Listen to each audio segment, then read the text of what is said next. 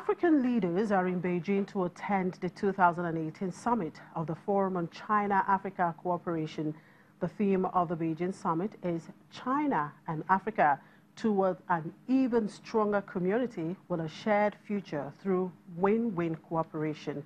Now, joining me to look at this is a developmental economist, Mr. Odilim Ewebara, joining us from our Abuja studios. Good afternoon, Mr. Ewebara. Thank you very much for joining us. Thank you, Oshimeze, for inviting me. Now, the Forum on China-Africa Cooperation kicks off today.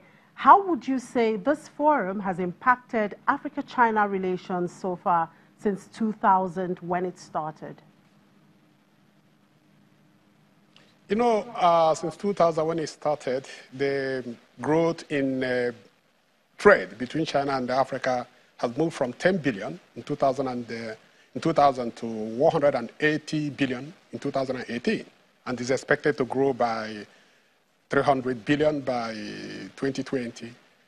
It shows that the two regions are really doing very well. The only thing is that while China helps Africa to price its raw materials better and higher, Africa pays a high cost as a result of Chinese goods that are cheap and substandard entering Africa in their floods, and as a result, displacing some African businesses and jobs.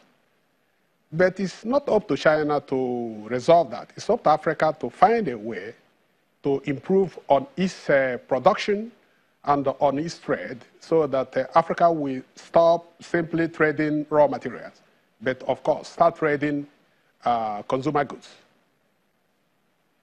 Now, Africa has had, over the years, $136 billion loan from China, and they added $60 billion now. What do you make of these loans?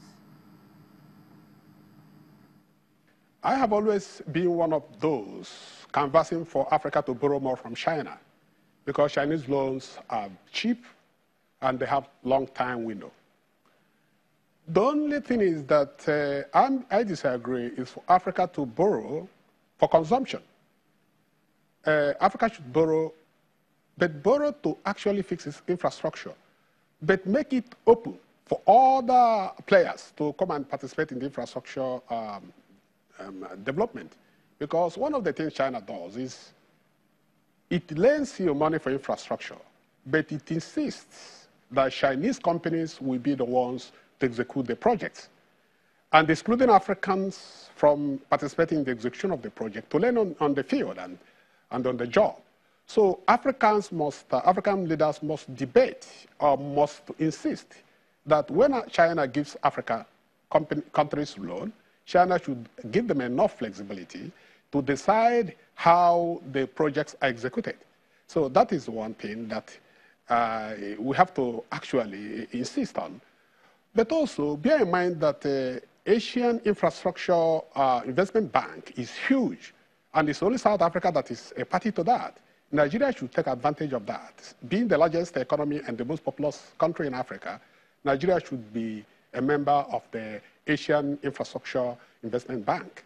And also, I'm insisting that Nigeria should insist that BRICS should now be called BRICS. That is Brazil, Russia, India, Nigeria, China, South Africa.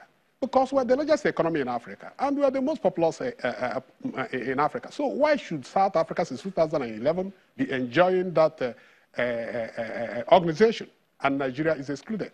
Nigeria should go there, besides Africa, insist on Nigeria's strategic interest.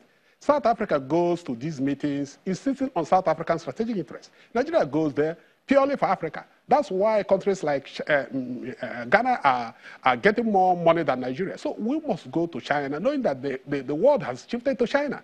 And we have no option but to set up a strategic think tank to look at Nigerian-China strategic relationship. And we must do that. And we must bring some best economists and thinkers to always be ahead of how Nigeria should take advantage of the Chinese global economic power. Now, you did mention that Nigeria should actually push to be a member of the BRICS, and that is because you feel because Nigeria is the largest economy in Africa. Is that the only reason you think Nigeria should actually push to be a member of the BRICS? No, if Nigeria is a member, Nigeria will start benefiting from the group, what it's not benefiting from now. And also, I think that Nigeria should look at energy, manufacturing, tourism, areas that Nigeria could take advantage of. Nigeria should open up to China, especially our gas, because today China is the largest consumer of energy and is doing 400 billion with Russia in gas. So Nigeria should also look at that. How can we actually benefit from the Chinese gas market? So in essence, I'm trying to say that Nigeria should look for all the areas Nigeria should benefit from without threatening the China-Africa bigger relationship. And generally speaking, what future do you see in the area of cooperation for between China and Africa coming from this meeting? I still believe that China needs Africa more than Africa needs China going forward. First, because yuan is trying to replace dollar as the de facto reserve currency of the world, China cannot do it without Africa giving African natural resource reservoir. Two, China actually needs African market.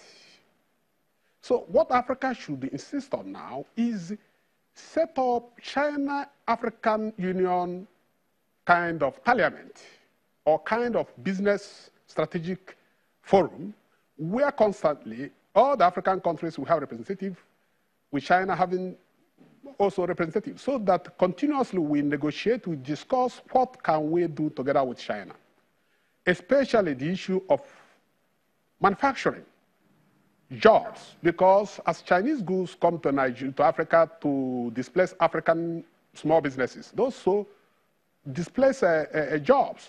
So Africa should be strategic dealing with China in terms of looking for comprehensive relationship with China, in terms of China must tell Africa, actually, in the next 20 or 30 years, we want to help Africa move from raw material exporter to a manufacturing continent. At least those labor-intensive, low-technology and energy-intensive manufacturing, China should and must allow Africa to go into manufacturing. Okay, thank you very much, Mr. Ewe Baram. Well, I guess it's going to be a win-win cooperation there, just as the theme says.